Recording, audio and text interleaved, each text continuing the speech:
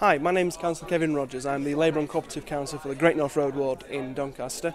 I'm here today with Emma Hoddinott with the Labour and the Co-op Party doing an event called You Can Be a Councillor, where we're trying to help out young people to encourage them to become councillors. We've heard from James Alexander, who's the Labour leader of York City Council, who's at the age of 28 one of the youngest Labour leaders, in fact any group leader in the country. We've also heard from Ian Adderley, who is an encyclopedic knowledge of local government and how one gets elected. Hopefully today give you an insight into the role of being a councillor and also how you get to be selected as well as a councillor within the Labour Party. The Labour movement and the party and local government have a massive problem in terms of young people. There's approximately 1,400 Labour councillors throughout the country. Only just over 200 are below 35. The average age of councillors are 59.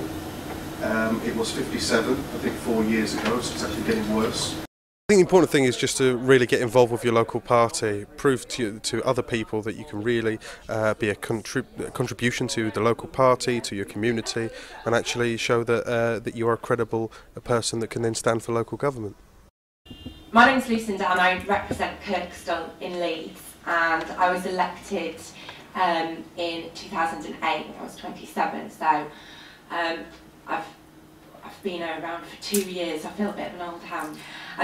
He said, "Oh, well done in your new position." I said, "Thank you very much." And how did you get that job then? Was it a youth thing? And I said, no, it was a skill thing. And he said, "Oh, don't take offence." I said, no, I didn't. So there is discrimination out there, even amongst kind of our own. And it's more about the fear of young people coming in, taking our jobs, you know, and taking our positions, and what do they know? But I think the only way, you can't argue it with them because it's pointless, and you'll just be seen as this young upstart who's got a bit of a chip on the shoulder. The only way that you can change that attitude is by actually demonstrating that actually we do have something to contribute and we do know what we're talking about. Labour really does need you. I mean, I've tried to explain that we are in some difficulty with regards to young councillors. If not all members realise it, they soon will, that we need a lot more young people involved in local government and in politics in general. So just go for it and prove what you can do, and then become role models for other young councillors to be able to come forward and be involved in the party, and make sure that we have that basic building up, so we have constant renewal within the party, and change the attitudes and cultures that actually are barriers to young people becoming councillors, whether it's the council practices, council support, or whether that's equally the party structures that don't particularly help you. And I have no doubt that you will be fantastic councillors.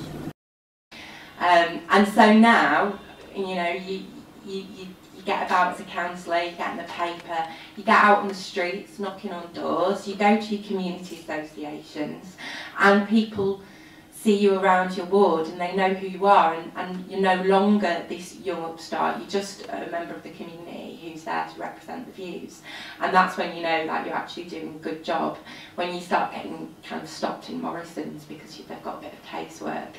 And they actually think you're going to be helpful. That's when they've stopped seeing your age or your gender or anything else about you, and they see you as their representative.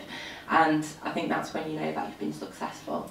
And it's fantastic. It's hard, and it would be unfair for us to say, be a councillor. It's brilliant.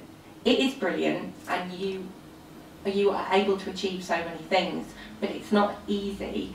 It's going to be difficult, but it's worth it. So you've got to, in your own mind, reconcile that and say, am I willing to, you know, get woken up at 7 o'clock in the morning because somebody's drain's blocked or something, and you know, and I might get a bit of grief because I've not managed to get somebody rehoused.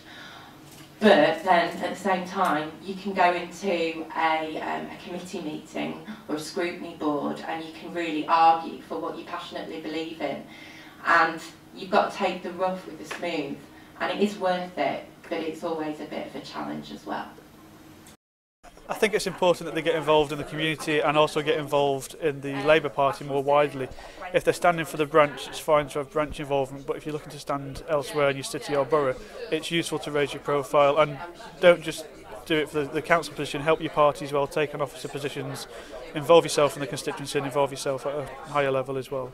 What I would appeal to you is that over the next few years here in Yorkshire, Cumbria and elsewhere, because I know there's people from outside Yorkshire, there will be lots of local elections coming up. And even if it is that first time you go up and you're unwinnable seats, I would say take that opportunity, have a go, and try and be the best Labour candidate you can be. So in the end, what I want to say is that it's been a great event supported by the Co-operative Party, and I would invite any Labour member who's thinking about standing to join the Co-operative Party, for they give excellent help, support and resources to those who might want to stand. Thank you very much.